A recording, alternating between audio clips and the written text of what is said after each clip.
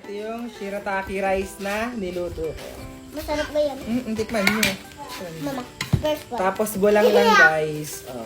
Wow. Kanin nga. Sarap di ka? Kanin daw sabi ng mama. Kasi ang ginawa ko, pinainitan ko lang ng tubig na mainit. Pinupo nga naman. Tubig lang yung maninit eh.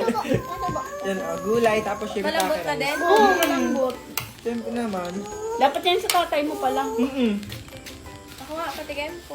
Yung tatay kasi, itong shirataki rice guys ay Pwede no, yung tatay. zero fat, zero sodium, gluten free at higit sa lahat, FDA approved yan. Tama yun sa tatay mo. 1 kilo lang, tama. Ang dami pa. Kukunti lang ginawa ko, pero sobrang dami pa. Sige ma. Kadami po. Kitatay mo na lang yun. Oo nga, pwede sa tatay ito. Harap. Sarap ka. Kaya guys, sa gusto mag-check out, i-check out yun na rin to.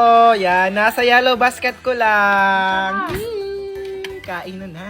Tama pa.